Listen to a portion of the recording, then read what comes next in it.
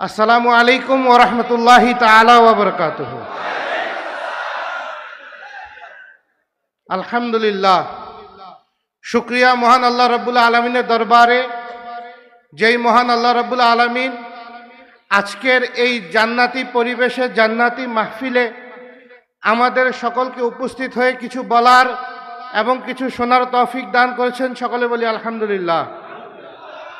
তার সাথে সাথে লক্ষ্য করি দুরুদ ও সালাম আকায়ে নামদার তাজদারে মদিনা আহমদে মুজতবা মুহাম্মদ মুস্তাফা সাল্লাল্লাহু তাআলা আলাইহি ওয়া আলিহি ওয়াসাল্লামের উপর। সকলে একবার দুরূদ শরীফ পড়ি, সাল্লাল্লাহু আলাইকা ইয়া রাসূলুল্লাহ। मिटके जो रहे बाकी, मिटके वो रहे बाकी जो तुझ में मिटा साकी, मिटते हैं तो बनते हैं खाके दरे जाना ना। আমার আলোচনা জাস্ট এই শেরের উপরে। আপনারা যে যেখানে আছেন হুজুর কেবলার আদবের কারণে আপনারা সবাই বসে যান।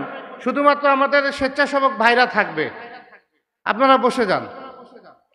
দেখেন ভাইয়েরা, তরিকত হচ্ছে নিজের পীর ও মুর্শিদের কাছে নিজেকে সোপর্দ করে দেওয়া।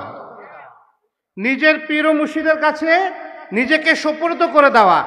যেইভাবে যারা মাটি দিয়ে জিনিসপত্র বানায় তাদেরকে আমরা বলি কি কুমার। মাটি দিয়ে যারা থালা বাসন প্লেট বানায়, মাটি যেভাবে কুমারের কাছে নিজেকে সোপর্দ করে দেয়, কাদা মাটি থেকে কুমারে একটা পাত্র তৈরি করে, তার একটা আকার দেয়, তাকে সাজায়, তার মধ্যে রং দেয়। ঠিক পীর ও মুর্শিদ হচ্ছে এরকম। আমরা মাটি হয়ে পীর ও মুর্শিদের কাছে নিজেকে সোপর্দ করে দিব, আর মুর্শিদ আমাদেরকে আকার দিয়ে সাজিয়ে দিবেন।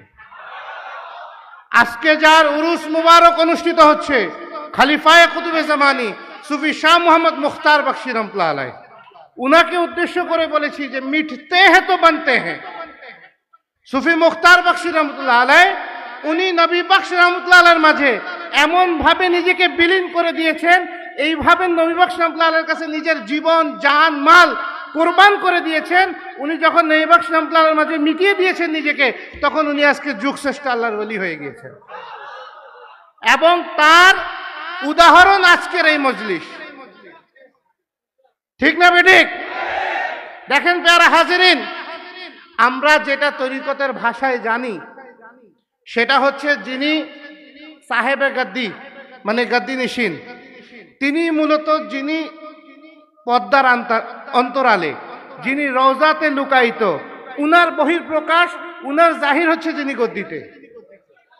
তো যিনি সরকারে সুরকাহি তেগ আলী শাহ রহমাতুল্লাহ আলাইহি, আমাদের বুঝে নিতে হবে যে এখানে সরকারে সুরকাহি যিনি গদ্দি নিশিন তিনি হচ্ছে হুজুর তেগ আলী শাহ রহমাতুল্লাহ আলাইহি। এবং আজকে সিলসিলায়ে বখশিয়া, খানকায়ে বখশিয়া গর্ব করেন নিজেদের তকদিরের উপর যে এখানে সরকারে সুরকাহি মওজুদ আছেন।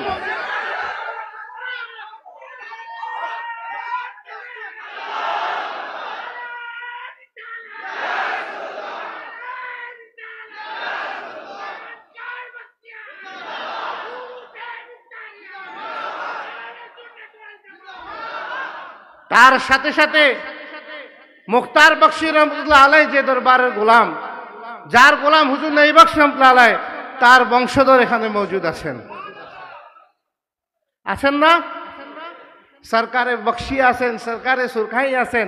আজকের এই পরিবেশ মনে হচ্ছে একটা জান্নাতি পরিবেশ। আজকে এখানে আমরা যেভাবে একত্র হয়ে এই জান্নাতি মজলিসে বসেছি, কাল হাসরের ময়দানেও যাতে এভাবে বসতে পারি। এখানে অনেকেই আমার ওস্তাদজিরা বসে আছেন, যিনি এখানকার খানকার সাজ্জাদা, উনিও আমার ওস্তাদ। তো ওনাদের সামনে আমি আমার জায়গায় ঠিক আছি, কিন্তু তারপরে ওস্তাদদের সম্মান আছে। তো আমি আলোচনা দীর্ঘায়িত করলাম না, সবাই আমার জন্য দোয়া করবেন।